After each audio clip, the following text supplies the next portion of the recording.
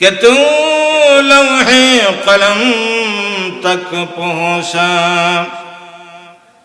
اور میری معراج ہے کہ میں تیرے قدم تک پہنچا بلغ العلا بکمالہ کشف الدجا بجمالہ حسنت جمیع خصالہ صلو علیہ وآلہ একটু কালিমা পড়েন লা ইলাহা ইল্লাল্লাহ জোরে লা ইলাহা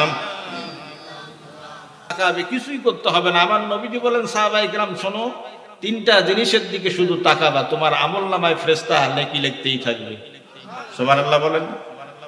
আমার নবীজি বলে সাহাবায়ে কেরাম শোনো, তোমরা যখন বাইতুল্লাহর দিকে তাকাবা আল্লাহ তাআলা তোমার আমলনামায় ফেরেশতার মাধ্যমে সওয়াব লিখতেই থাকবে। সুবহানাল্লাহ বলেন। দ্বিতীয় নাম্বার হলো কোরআনে কারীম, হরফে কয় নেকি? আপনাদের এদিকে নেকি নাই? আমাদের রংপুর কুড়িগ্রাম আছে এক হরফে 10 নেকি। আপনাদের দিকে আছে কি? তাহলে বলেন না কেন, লজ্জা পাচ্ছেন? হরফে কয় নেকি? 10 নেকি। আচ্ছা বলেন তো, রবীন্দ্রনাথ ঠাকুর একটা বইয়ের জন্য নোবেল পুরস্কার পাইছিল, নাম হলো গীতাঞ্জলি। এই গীতাঞ্জলি যদি আপনি দিনে 14 বার খতম করেন কোনো সওয়াব পাওয়া যাবে?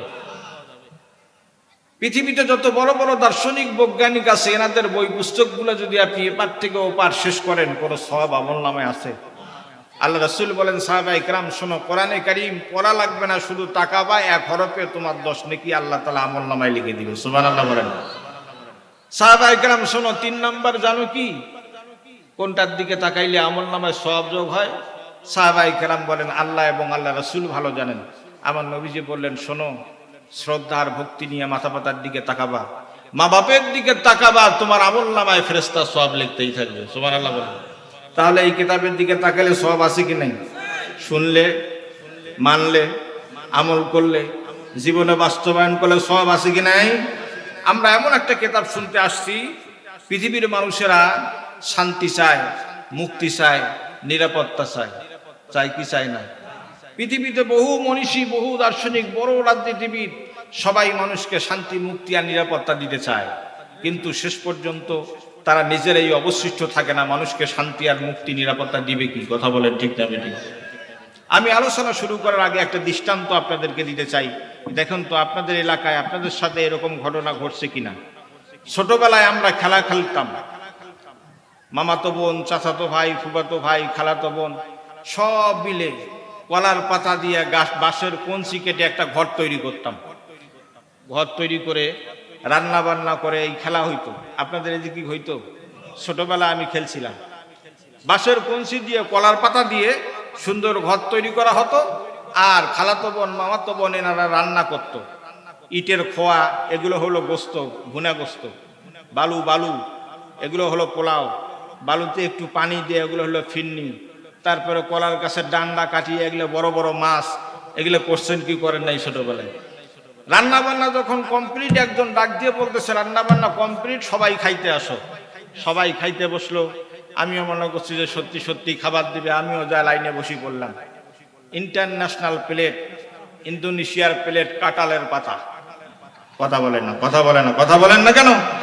প্রত্যেকের হাতে হাতে একটা করে কাঁঠালের পাতা দেয়া হলো। ঠিক আমিও এতিমের মতো বসে কাঁঠালের পাতা হাতে নিয়ে বসে আছি, না জানি কি খাইতে দেয়। অবশেষে দেখলাম কিছু বালু, কিছু ফিন্নি, তারপরে ওই যে কলার এই ডান্ডাটার কিছু অংশ, তারপরে ইটের খোয়া, এগুলো দিয়ে কয় ঠিক আছে সবাই বিসমিল্লাহ বলে খাওয়া শুরু করো। এখন যিনি সিনিয়র উনি আর বিসমিল্লাহ না করলে বাকি সব খায় না। একজন আর একজনের মুখের দিকে তাকায় তাকায় দেখে। আমি তো ছোট মানুষ, কিছু বুঝি না, শুধু এদের কাণ্ড কাহিনী দেখতেছিল, করতেছি কি। তারপর অবশেষে যিনি সিনিয়র উনি মুখের কাছে নিয়ে আওয়া বাবা কোশ্চেন কি করেন নাই ছোটবেলা করে বলতেছে যে ঠিক আছে আমি খাওয়া শুরু করছি, সবাই খাওয়া শুরু করেন। সবাই মুখের কাছে নিয়ে খাইতেছে। আমি দেখতেছি আসলে এরা করতেছি এর আগে খাইতেছে নাকি এমনি মুখ নাড়াইতেছে। আমিও ওদের তালে তালে মুখ নাড়াইতেছি। একজন বলতেছে রান্না কেমন হয়েছে, আর একজন বলতেছে ফার্স্ট ক্লাস রান্না হয়েছে। আমি চিন্তা করলাম কিরে এরা তো খাইলো না, বুঝলো কেমন করে ফার্স্ট ক্লাস রান্না হয়েছে। আমি আরো মিশা মিশা একটু বালু নিয়ে জিবার কাছে দিয়ে দেখলাম যে আসলে কি রান্না ফার্স্ট ক্লাস হয়েছে না বদ ক্লাস হয়েছে, দিয়ে দেখি যে এগুলো আসলে খাওয়ার উপযুক্ত। কথা বলেন তো, এগুলো কি খাওয়ার উপযুক্ত? এগুলো খাইলে কি পেট ভরবে? সকলে বললেন না এগুলো খাইলে কি পেট ভরবে? এগুলো খাইলে পেট ভরবে না। তখন আমি বুঝতে পারলাম যে এটা আসলে খাওয়া না, এটা হলো খেলাধুলা। কথা বলেন ঠিক না বেঠিক? আজকে তামাম পৃথিবীতে যত বড় দার্শনিক, বৈজ্ঞানিক, মনীষী, রাজনীতিবিদ, এরা যারা মানুষকে শান্তি, মুক্তি আর নিরাপত্তা দিতে চায় কোরআন বেঁধে রেখে, কি বেঁধে রেখে, তাদের এই গ্যারান্টি আর মুক্তি দেওয়াটা ঠিক ওই খাওয়ারের মতো। কথা বলেন ঠিক না বেঠিক? এগুলো খাইলে যেমন পেট ভরে না, কোরআন ছাড়া অন্য কোনো আদর্শ, মতাদর্শ দিয়ে মানুষকে শান্তি, মুক্তি আর নিরাপত্তা দিতে চাইলেও সেটা দিয়ে শান্তি, মুক্তি আর নিরাপত্তা পাওয়া যায় না। কথা বুঝে থাকলে জোরে বলেন ঠিক না বেঠিক? আরো জোরে আওয়াজ দিয়ে বলতে হবে ঠিক না বেঠিক? যদি শান্তি, মুক্তি আর নিরাপত্তা চান তাহলে আপনাকে অবশ্যই অবশ্যই ফিরে আসতে হবে কোরআনের ছায়াতলে। কথা বুঝে থাকলে জোরে বলেন ঠিক না বেঠিক? তাহলে আমরা সেই কোরআন শোনার জন্য আসছি। আচ্ছা বলেন তো, কোরআন শোনার জন্য কিছু আদব কায়দা আছে কি নাই? আমার আল্লাহ রাব্বুল আলামিন বলেন, ফাইদা ক্বরাআতাল কুরআন ফাসতাইজ বিল্লাহি মিনাশ শাইতানির রাজীম। আল্লাহু আকবার বলেন, আল্লাহু আকবার বলেন। আমার আল্লাহ তাআলা বলে, বান্দা যখন কোরআন সামনে নিয়ে বসবা, কোরআনে কারিমের তেলাওয়াত করার জন্য বসে পড়বা, কোরআনে কারিমের তরজমা পড়ার জন্য বসে পড়বা, কোরআনে কারিমের তাফসীর পড়ার জন্য বসে পড়বা। বান্দা শোনো, কোরআন যেহেতু আমার গ্রন্থ, এই কোরআনে কারিম তুমি যখন সামনে নিয়ে বসবা, তোমার একজন শত্রু আছে, নাম হলো শয়তান। কথা বলেন ঠিক না বেঠিক? বান্দারে আমি তোকে সাবধান করে দেই, কোরআন যখন তেলাওয়াত করবি, কোরআন যখন তরজমা করবি, কোরআন যখন তাফসীর করবি, শয়তান কিন্তু তোকে ওয়াসওয়াসা দিবে। এজন্য সর্বপ্রথম কোরআন খুলে নেয়া, আমার কাছে আউযুবিল্লাহ পড়ে শয়তানের ওয়াসওয়াসা থেকে নিরাপত্তা চাও। এজন্য আমার ভাইরা, কোরআন তেলাওয়াত করার পূর্বে আউযুবিল্লাহ পড়া ওয়াজিব। কথা বলেন ঠিক না বেঠিক? আমরা কোরআন তেলাওয়াতের পূর্বে আউযুবিল্লাহ পড়ি কি পড়ি না? আল্লাহ রাব্বুল আলামিনের কাছে যথারীতি আমরা আউযুবিল্লাহ পড়ে কোরআনে কারীম খুলে নিয়ে বসলাম। আল্লাহ বলে, বান্দারে তারপর আর একটা কাজ আছে, ইন্নাহু মিন সুলাইমান ওয়া ইন্নাহু বিসমিল্লাহির রহমানির রহিম। আল্লাহু আকবার বলেন। বান্দারে তারপর দ্বিতীয় নাম্বার কাজ হলো কোরআনে কারীম শুনে নেওয়ার পরে, খুলে নেওয়ার পরে তেলাওয়াত করার। এক নম্বর আদব হলো আউযুবিল্লাহ পড়ে নাও। দুই নম্বর আদব হলো তুমি বিসমিল্লাহ পড়ে নাও। কারণ মুসলমানরা কোনো কাজ শুরু করার আগে প্রথমে কি বলে বলেন তো? আরো জোরে বলেন। আপনাদের এদিকে বিসমিল্লাহ আছে কি নাই? কাজ শুরু করার আগে আমরা কি বলি? কাজ শুরু করার আগে বলি বিসমিল্লাহির রহমানির রহিম। আজ থেকে 4000 বছর আগে আল্লাহ তাআলা একজন নবীকে পৃথিবীর জমিনে প্রেরণ করেছিলেন, নাম হলো হযরত সুলাইমান আলাইহিস সালাম। চেনেন আপনারা? দেখছেন সুলাইমান আলাইহিস সালামকে দেখছেন, চেনেন আপনারা? চেনেন? নাম শুনছেন কি শোনেন নাই? কয় হাজার বছর আগে আসছিল? 4000 বছর আগে আসছিলেন নবী সুলাইমান। আল্লাহ তাআলা তাকে গোটা পৃথিবী শাসন করার মতো ক্ষমতা দিয়েছিলেন। এই সুলাইমান আলাইহিস সালাম রানী বিলকিসের কাছে চিঠি লিখেছিলেন। চিঠির শুরুটা ছিল বিসমিল্লাহির রহমানির রহিম। সুবহানাল্লাহ বলেন না কেন? তাহলে কয় হাজার বছর আগে বিসমিল্লাহ ছিল? কথা বোঝেন নাই নাকি? কত হাজার বছর আগে বিসমিল্লাহ ছিল? 4000 বছর আগে বিসমিল্লাহ এখনো কিয়ামত পর্যন্ত। এই কিছুদিন আগে আমাদের দেশের কিছু নেতা এরা বলে, আমরা যদি ক্ষমতায় থাকি বাংলাদেশের রাষ্ট্র ধর্ম ইসলাম থাকবে না। এই বক্তব্য আপনারা শুনছেন কি শোনেন নাই? মনে হয় আজকে প্রথম শুনলেন। শুনছেন কি শোনেন নাই? বলছিল আমরা যদি ক্ষমতায় থাকি রাষ্ট্র ধর্ম ইসলাম, আমরা যদি ক্ষমতায় থাকি সংবিধানে বিসমিল্লাহ থাকবে না। আল্লাহ বলে, ইউরিদুনা লিইউতফিউ নূরাল্লাহি বিআফওয়াহিহিম আল্লাহু মুতিম্মু নূরিহি। তোমরা কাফেরেরা ফুৎকার দিয়ে কোরআনের আলো নিভিয়ে দিতে চাও, আমি আলো প্রজ্বলিত করবই করব। কথা বলেন ঠিক না বেঠিক? ইন্না নাহনু নাযালনা যিকরা ওয়া ইন্না লাহু লাহাফিজুন। এই কোরআন নাজিল করেছে আমি, এটা সংরক্ষণের দায়িত্ব আমার। তোমরা যতই সাফাসাফি করো কোনো লাভ হবে? দেখেন বিসমিল্লাহ এখনো আছে, যারা বিসমিল্লাহ বাদ দিতে চাইছিল মাঝখানে তারা নাই। কথা বুঝে থাকলে একটু আওয়াজ দিয়ে বলেন কথা ঠিক না বেঠিক। তাহলে বিসমিল্লাহ কিয়ামত পর্যন্ত থাকবে কি থাকবে না বলেন তো? মহিলা মা প্যান্ডেল, মহিলাদের মা প্যান্ডেল কি, মহিলাদের প্যান্ডেলে মা বোনদের জায়গা হচ্ছে না। মেহরবানি করে আপনারা একটু চাপাচাপি করে বসেন, অন্য মা বোনদেরকে বসার সুযোগ করে দেন। তাহলে 4000 বছর আগে বিসমিল্লাহ ছিল, এখনো আছে, কিয়ামত পর্যন্ত থাকবে কি থাকবে না? তাহলে আমরা সূরাতুল বানী ইসরাইল, কোন সূরা বলেন তো? সূরাতুল বানী ইসরাইল, যে সূরাটার নাম আরেকটি নাম আছে সূরা ইসরা। এই সূরা ইসরার বানী ইসরাইলের প্রথম আয়াতে কারিমা তেলাওয়াত করেছি, এর উপরে আলোচনা করব ইনশাআল্লাহ। সকলে বলেন ইনশাআল্লাহ। আমার কাছে কোনো ইলম নাই, কোনো জ্ঞান নাই, আপনারা কি জন্য আমাকে ডাকেন আমি বুঝি না। আমার কাছে সত্যি কথা কোনো কি নাই বলেন, কোনো জ্ঞান নাই, কোনো ইলম নাই। সুবহানাকা লা ইলমা লানা ইল্লা মা আল্লামতানা ইন্নাকা আনতাল আলিমুল হাকিম আলাইহি তাওয়াক্কালতু ওয়া ইলাইহি উনীব। সকলে বলি আল্লাহুম্মা আমিন। জ্ঞান যিনি দেন তিনি কে বলেন তো? সেই আল্লাহ যদি মদদ করেন, দয়া করেন, করুণা করেন, আর আপনার মুরব্বী বাবাজিরা যদি একটু দোয়া দেন, তাহলে আমি কোরআন সামনে নিয়ে বসেছি, 2-4টি কথা আপনাদের সামনে বলতে চাই, আমরা শুনবো তো ইনশাআল্লাহ। শোনেন, এই কোরআনে কারীম আল্লাহ তাআলা নাজিল করে মানবতার জন্য মুক্তির দিশারি করে কোরআন কারীম প্রেরণ করেছে। বলেন সুবহানাল্লাহ। পৃথিবীতে কত মনীষী, কত বৈজ্ঞানিক, কত দার্শনিক এই কোরআনে কারীম নিয়ে রিসার্চ করলো কোরআনে কারীমের ভুল ধরার জন্য। কি করার জন্য বলেন তো?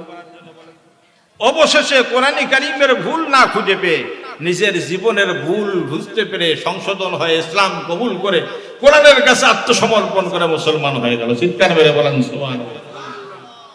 আলোচনা যাওয়ার পূর্বে 2টি কথা আপনাদেরকে বলতে চাই।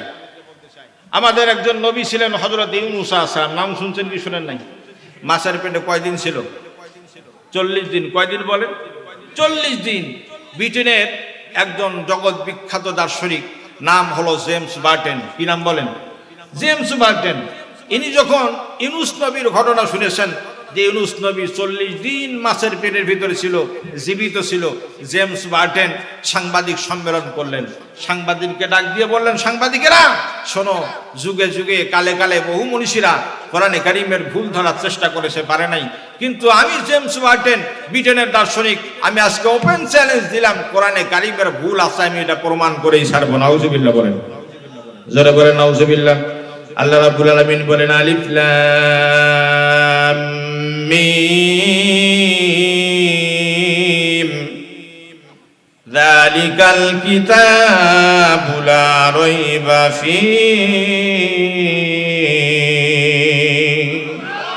আল্লাহ বলেন ওপেন চ্যালেঞ্জ, কোরআনের শুরুতেই আমি বলেছি জালিকাল কিতাবু লা রাইবা ফীহি, আমি এমন একটা কিতাব নাজিল করেছি বান্দা, এই কিতাবের মধ্যে কোনো ভুল নাই, ভুলের সন্দেহ নাই, সন্দেহের অবকাশ মাত্র নাই। আল্লাহ চ্যালেঞ্জ করেছেন প্রথম, জেমস বার্টেন তুই তো চ্যালেঞ্জ করলি, সাংবাদিক সম্মেলন করলি, দেখি তো কি করে তুই আমার কোরআনের ভুল ধরিস।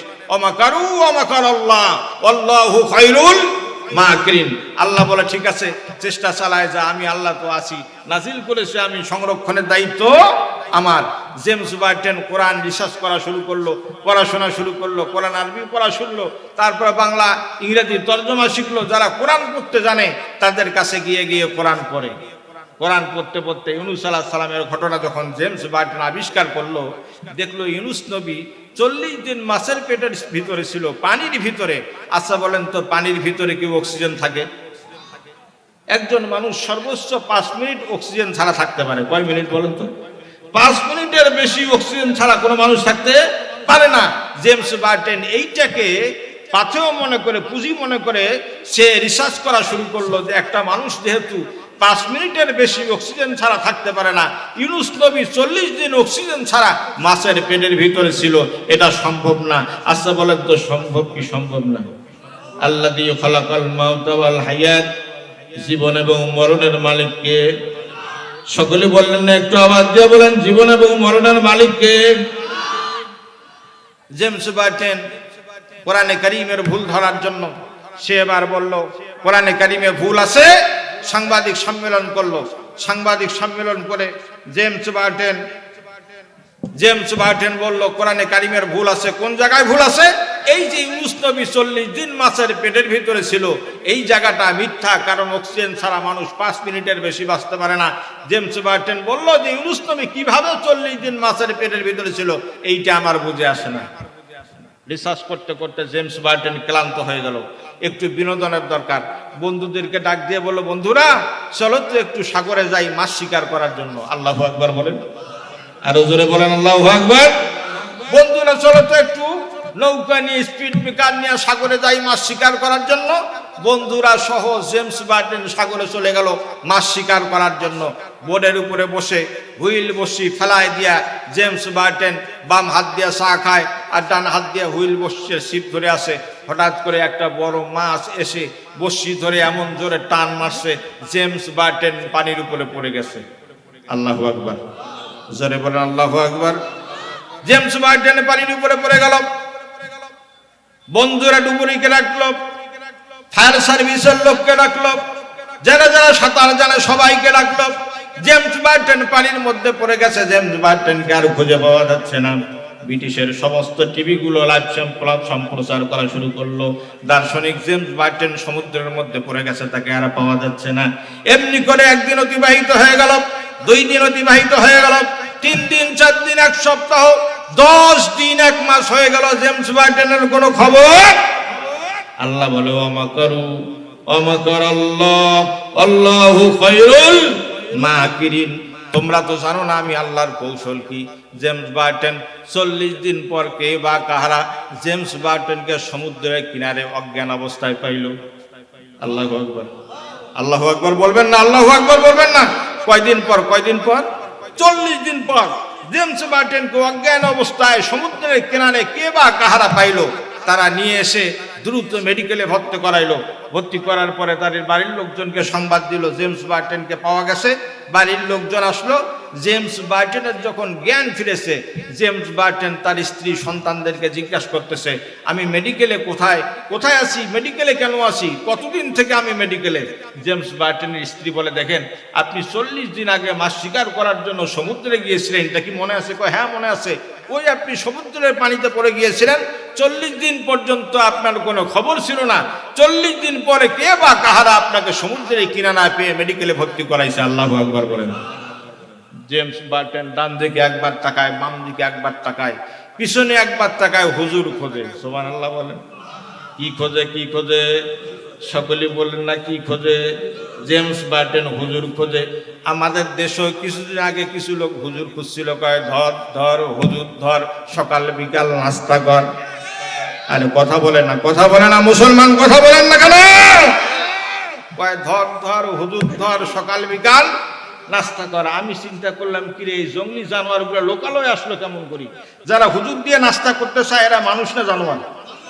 কথা বলেন না কেন? আজকে নাস্তা আছে, খাওয়াইয়া নাই। আরে কথা বলে না, নাস্তা আছে, খাওয়াইয়া নাই। জেমস বার্টেন হুজুর খুঁজতেছে। হুজুর ধরে নিয়ে আসো। ব্রিটেনের সবচেয়ে বড় মসজিদের ইমাম সাহেবকে নিয়ে আসা হলো। জেমস বার্টেন ইমাম সাহেবকে বলল, আমি কোরআনের ভুল ধরতে গিয়েছিলাম, কোরআনের ভুল ধরতে গিয়ে আমি আমার নিজের জীবনের ভুল ধরতে পেরেছি। সুবহানাল্লাহ বলেন না, জোরে বলেন না সুবহানাল্লাহ। এজন্য আল্লাহ রাব্বুল আলামিন বলেন, আলিফ লাম রা কিতাবুন আনজালনাহু ইলাইকা লিতুখরিজান নাসা মিনাজ যুলুমাতি ইলান নূর। আল্লাহু আকবার বলেন। আল্লাহ বলেন, আমি একটা কিতাব নাজিল করেছি, যেই কিতাবটা মানুষকে অন্ধকারের রাস্তা থেকে আলোর রাস্তায় নিয়ে যাবে। সুবহানাল্লাহ বলেন না কেন? তাহলে জেমস বার্টেন এতদিন অন্ধকারে ছিল, কোরআনের সংস্পর্শে এসে কিসের দেখা পাইলো? আলোর দেখা পাইলো। সুবহানাল্লাহ বলে। শুধু কি তাই আমার ভাইরা? শুধু তাই নয়, ইউনি গ্লান, কি নাম বলেন? ইউনি গ্লান আমেরিকার একজন লেখক, গবেষক, কলামিস্ট। ইউনি গ্লান জীবনে বহু বই লিখেছে। বই লেখে আর প্রতিটি বইয়ের ফার্স্ট কভারের মধ্যে লিখে দেয়, আমার বইয়ে যদি কোনো ভুল থাকে আমাকে অবহিত করবেন, পরবর্তী প্রকাশনার সময় আমি এটা সংশোধন করে ছাপাবো। ইউনি গ্লান এমনি করে তার বই লেখা আর এমন করে লিখে দেয়। হঠাৎ করে একজন মুসলমান একদিন ইউনিগেলানকে বললেন, ডক্টর ইউনিগেলান, যে আপনি আমেরিকার এত বড় একজন কলামিস্ট, এত বড় একজন দার্শনিক, এত বড় একজন লেখক, আপনি প্রতিটি বই লেখেন আর প্রথমে বলেন আমার বইয়ের যদি কোনো ভুল হয় আমাকে জানান, আমি পরবর্তী প্রকাশনার সময় সংশোধন করব। দেখেন আমাদের মুসলমানদের একটা বই আছে, সুবহানাল্লাহ বলেন, জোরে বলেন সুবহানাল্লাহ। আমাদের মুসলমানদের কি আছে বলেন? একটা বই আছে। এই মুসলমান বলতেছে ইউনিগেলান, আমাদের মুসলমানদের একটা বই আছে, যেই মুসলমানের বইয়ের লেখক হলেন স্বয়ং আল্লাহ। সুবহানাল্লাহ বলেন না কেন?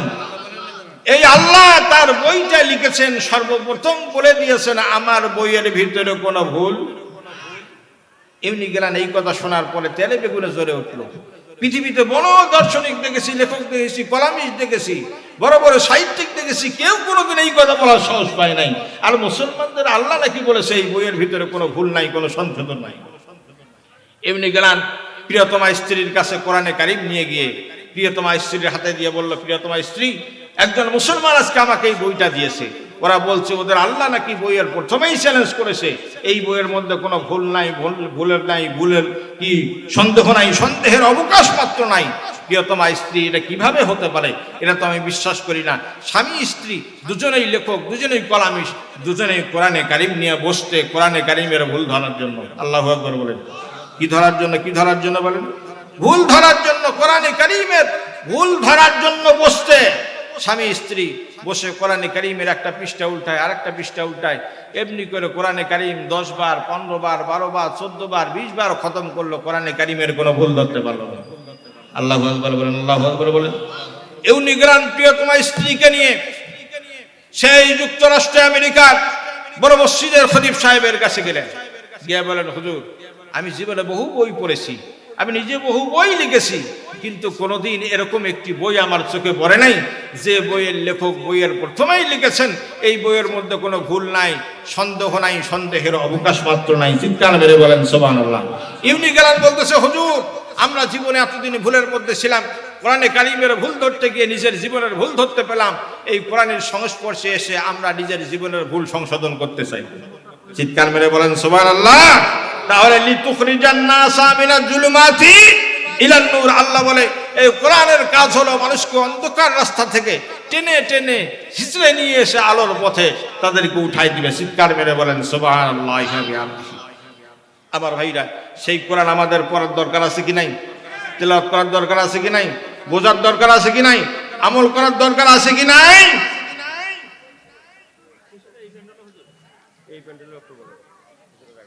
পিছনে জায়গা হচ্ছে না। সম্মানিত ভাইরা, আপনি একটু মেহেরবানি করে সবাই সামনে চাপে আসেন তো, একটু জিকির করেন। মহিলা মা বোনরা, আপনাদের প্যান্ডেলও জায়গা হচ্ছে না, মেহেরবানি করে আপনি একটু চাপাচাপি করে বসেন। বারবার যদি এইটা আমাকে বলা লাগে তাহলে ওয়াজ করবো কখন? একটু মেহেরবানি করে সবাই সামনে আসেন তো। লা ইলাহা লা ইলাহা ইল্লাল্লাহ লা ইলাহা ইল্লাল্লাহ সুবহানাল্লাহ আলহামদুলিল্লাহ। আপনাদের ঘুম ধরছে নাকি? কাদের কাদের ঘুম ধরছে হাত তোলেন তো। তাহলে জিকির করেন না কেন? জোরে জোরে লা ইলাহা লা ইলাহা ইল্লাল্লাহ সুবহানাল্লাহ আলহামদুলিল্লাহ লা ইলাহা সুবহানাল্লাহ আলহামদুলিল্লাহ লা ইলাহা ইল্লাল্লাহ সুবহানাল্লাহ আলহামদুলিল্লাহ লা ইলাহা লা ইলাহা ইল্লাল্লাহ মুহাম্মাদুর রাসূলুল্লাহ সাল্লাল্লাহু আলাইহি ওয়াসাল্লাম। ডক্টর ইউনিগেলান প্রিয়তমা স্ত্রীকে নিয়ে আমেরিকার সবচেয়ে বড় মসজিদের ইমাম সাহেবের কাছে গিয়ে বললেন, কোরআনে কারিমের ভুল ধরার জন্য এসেছিলাম, কিন্তু অবশেষে নিজের জীবনের ভুল ধরতে পারলাম। আমরা আর এই ভুলের মধ্যে থাকতে চাই না, আপনারা আমাকে কালিমা পড়ে মুসলমান বানায় দেন। সুবহানাল্লাহ বলেন না কেন? তাহলে লিতুখরিজান নাসা মিনাজ জুলুমাতি ইলান নূর, কোরআনের কাজই হলো যেখানে অন্ধকার সেখানে আলো জ্বালায় দেওয়া। সুবহানাল্লাহ বলেন না কেন? আমার ভাইরা, আলো একজন ব্রিটেনের একজন দার্শনিক ছিলেন, লেখক ছিলেন, ডক্টর তাফরিদা মারিয়ে। কি নাম বলেন তো? ডক্টর তাফরিদা মারিয়ে জীবনে অনেক বই লিখেছেন ইনি। এনার সবচেয়ে বিখ্যাত একটি বই নাম ছিল আই লাভ ইউ। কি নাম বলেন? আমেরিকার বাজারে সবচেয়ে বেশি বিক্রি হয়েছে আই লাভ ইউ বইটা। ডক্টর তাফরিদা মারিয়ে এনার বইয়ের পাঠকের জরিপ করা শুরু করলো। সাংবাদিককে ডাক দিয়ে বলল, সাংবাদিক ভাইরা, এই আমেরিকায় যত বই আছে সবচেয়ে বেশি তেলাওয়াত হয় আমার একটা বই, যার নাম হলো আই লাভ ইউ। ইরাকের একজন সাংবাদিক ছিল, নাম হলো মালিকুল হাম্মাম। ইনি হাত তুলে বললেন, ডক্টর তাফরিদা মারিয়ে, আপনার আইডিয়া ভুল, আপনার তত্ত্ব ভুল, আপনার গবেষণা ভুল। আপনি বলতেছেন আমেরিকার জমিনে সবচেয়ে বেশি তেলাওয়াত হয় আপনার বই, যার নাম হলো আই লাভ ইউ। আমি ইরাকের সাংবাদিক মালিকুল হাম্মাম প্রতিবাদ জানাইলাম, আপনার তত্ত্ব ভুল, আপনার ধারণা ভুল। আমাদের মুসলমানদের একটা বই আছে, নাম হলো কোরআনে কারীম। চিৎকার মেরে বলেন, বইটার নাম কি? সকলে বললেন না বইটার নাম কি? কোরআনে কারীম। মালিকুল হাম্মাম বলেন, ডক্টর তাফরিদা মারিয়া, আপনার ভুল ধারণা। আপনি জানেন না মুসলমানদের একটা বই আছে যার নাম হলো কোরআনে কারীম। এই বইটার মতো কোনো বই তেলাওয়াত হয় না। সুবহানাল্লাহ বলেন না কেন? আরো জোরে বলেন সুবহানাল্লাহ। ডক্টর তাফরিদা মারিয়া বলে, চ্যালেঞ্জ, 1 কোটি টাকার চ্যালেঞ্জ। আপনি বইয়ের পাঠকের জরিপ করেন, পরিসংখ্যান করেন, আপনি দেখতে পাবেন আমার আই লাভ ইউ বই বেশি লোক পড়ে। 5 জন লোক দিয়ে একটা কমিটি গঠন করা হলো। ডক্টর তাফরিদা মারিয়া যেহেতু 1 কোটি টাকা চ্যালেঞ্জ করেছে, 5 জন লোক দিয়ে একটা কমিটি গঠন করা হলো। তারা বইয়ের পাঠকদের কাছে জরিপ করবে, পরিসংখ্যান করবে, আমেরিকার জমিনে সবচেয়ে কোন বইটা বেশি মানুষ পাঠ করে। ডক্টর তাফরিদা মারিয়ের আই লাভ ইউ এই বইয়ের একজন পাঠককে ডাকা হলো, আপনি আসেন তো এইদিকে। আসলো, আপনার কাছে কি ডক্টর তাফরিদা মারিয়ার আই লাভ ইউ বইটা আছে? কয় আছে। কয়বার পাঠ করেছেন? কয় একবার পড়ছি, পড়ার পরে 5 বার পশ্চিম মুখে কান ধরে উঠছি আর বসছি। আল্লাহু আকবার বলেন না? আল্লাহু আকবার বলেন। ডক্টর তাফরিদা মারিয়ার সামনে তার বইয়ের পাঠক যখন বলল একবার পড়েছি, পশ্চিম দিকে মুখ করে 5 বার উঠছি আর বসছি, ডাক্তার তাফরিদা মারিয়ার এই বইয়ের লেখক এই পাঠককে মালিকুল হাম্মাম জিজ্ঞাসা করতেছে, কেন আপনি বইটা দ্বিতীয়বার কেন পড়েন নাই? ওই মুসলমান পাঠক বলতেছে, আমি একবার পড়েছি, এত অশ্লীল অশ্রাব্য ভাষা এই বইয়ের ভিতরে, এইটা পড়ার পরে আমার কাপড় চোপড় নষ্ট হয়ে গেছে। নাউজুবিল্লাহ বলেন, নাউজুবিল্লাহ বলেন। এবার ডক্টর তাফরিদা মারিয়াকে ইরাকের ওই সাংবাদিক মালিকুল হাম্মাম বলে, মালিকুল হাম্মাম, ও ডক্টর তাফরিদা মারিয়া, আপনার বইয়ের একজন পাঠককে জিজ্ঞাসা করা হলো, সে একবারের বেশি দ্বিতীয়বার তেলাওয়াত করে নাই, পাঠ করে নাই। আমাদের মুসলমানদের একটা বই আছে যার নাম হলো কোরআনে কারীম, এই বইয়ের পাঠককে দেখতে চাই। ডাক্তার তাফরিদা মারিয়া বলল, ঠিক আছে, দেখতে পারো। মালিকুল হাম্মাম চিৎকার দিয়ে বলল, এই সাংবাদিক সম্মেলনে এমন কোন মুসলমান ভাই আছো নাকি? একটু দয়া করে সামনে এগিয়ে আসবে। মালিকুল হাম্মাম শুধু এই কথা বলার পরে দেখতে পাইল ছোট্ট একটি বাচ্চা 10 থেকে 12 বছরের সামনের দিকে আগে আসতেছে। মালিকুল হাম্মামের সামনে যখন 10 বছরের বাচ্চা দাঁড়িয়ে গেল, ডক্টর তাফরিদা মারিয়া বলে, বাচ্চা তুমি কেন দাঁড়াইলা? আমি মুসলমানদের এই বইটা তেলাওয়াত করি। সুবহানাল্লাহ বলেন না কেন? জোরে বলেন সুবহানাল্লাহ। ডক্টর তাফরিদা মারিয়া বলে, বাচ্চা তোমার বয়স কত? আমার বয়স 10 থেকে 12 বছর। তুমি মুসলমানদের বইটা কতবার তেলাওয়াত করেছো? কয় তেলাওয়াত কতবার করি জানি না, কিন্তু যখন থেকে আমি কথা বলতে শিখেছি, মাদ্রাসায় যাই, তখন থেকে আলিফ বা তা পড়া শুরু করে দিয়েছি। এখন থেকে প্রতিদিন সকালে, বিকালে, দুপুরে, রাত্রে, ভোর রাত্রে আমি মুসলমানদের এই কোরআনে কারীম তেলাওয়াত করি। চিৎকার মেরে বলেন সুবহানাল্লাহ। আরো জোরে চিৎকার মেরে বলেন সুবহানাল্লাহ। ডক্টর তাফরিদা মারিয়া এই ছোট্ট বাচ্চারা এই কথা শোনার পরে বলল, বাবারে, মুসলমানদের এই কিতাব তুমি কেন এতবার পড়ো? কয় যতবারে পড়ি ততবারে ভালো লাগে, যতই পড়ি ততই ভালো লাগে, অন্তরে তৃপ্তি লাগে। কারণ আল্লাহ রাব্বুল আলামিন বলেন, ইন্নামাল মুমিনুনা আল্লাযীনা ইযা যুকিরাল্লাহু ওয়াজিলাত কুলুবুহুম ওয়া ইযা তুলিয়াত আলাইহিম আয়াতুহু যাদাতুহুম ঈমানা। ও বান্দারা শোনো, তোমরা যারা মুমিন, তোমরা যারা মুত্তাকি, তোমাদের ভিতরে যাদের ঈমান আছে, কোরআনে কারীম যখন তোমরা তেলাওয়াত করবা, কোরআনে কারীমের তেলাওয়াত শুনবা, কোরআনে কারীমের আলোচনা শুনবা, আমি আল্লাহ রাব্বুল আলামিন তোমার ঈমানটাকে আরো মজবুত আর চাঙ্গা করে দিব। বলেন সুবহানাল্লাহ। ডক্টর তাফরিদা মারিয়া 12 বছরের এই বালকের দিকে তাকায় বলে, বাবারে, এইটুকু বয়সে তুমি কোরআনে কারীম এতবার তেলাওয়াত করো? কয় শুধু এতবার তেলাওয়াত করা নাই, কোরআনে কারীম আমার সম্পূর্ণ মুখস্থ। আল্লাহু আকবার বলেন। কোরআনে কারীম আমার কি বলেন? কোরআনে কারীম আমার সম্পূর্ণ মুখস্থ। মালিকুল হাম্মাম বলে, ডাক্তার তাফরিদা মারিয়ে আপনি 1 কোটি টাকা চ্যালেঞ্জ করেছিলেন, আজকে আপনি ঠকে গেলেন। ডক্টর তাফরিদা মারিয়া বলে, মালিকুল হাম্মাম রে, আমি ঠগি নাই, আমি এতদিন ভুলের মধ্যে ছিলাম, আজকে আমার ভুল ভাঙতে পারলাম। আমি 1 কোটি টাকা চ্যালেঞ্জ করেছি। ও মালিকুল হাম্মাম, 1 কোটি টাকা দিয়ে মুসলমানদের যতগুলো কিতাব ছাপানো যায়, যতগুলো কোরআন ছাপানো যায়, আমি ডক্টর তাফরিদা মারিয়া ততগুলো কোরআন ছাপিয়ে দিব। চিৎকার মেরে বলেন আল্লাহু আকবার। আরো জোরে আওয়াজ দিয়ে বলেন আল্লাহু আকবার। ডক্টর তাফরিদা মারিয়া বলে, ও মালিকুল হাম্মাম, তোমার সমস্ত সাংবাদিক ভাইদেরকে ডাকো, আমি ডক্টর তাফরিদা মারিয়া আজকে একটা ব্রিফিং দিতে চাই। পৃথিবীর কোনো দার্শনিক এই ব্রিফিং দিয়েছে কিনা জানি না, কিন্তু আমি আজকে ব্রিফিং দিব।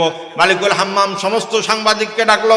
ডক্টর তাফরিদা মারিয়া মাইক কেনা নিয়ে শুনে বলে, ও সাংবাদিক ভাইরা, আমি ডক্টর তাফরিদা মারিয়া অনেকগুলো বইয়ের লেখক, কিন্তু আমি জানতাম না মুসলমানদের এত সুন্দর একটা বই আছে, আমি এটা পড়ি নাই কোনোদিন।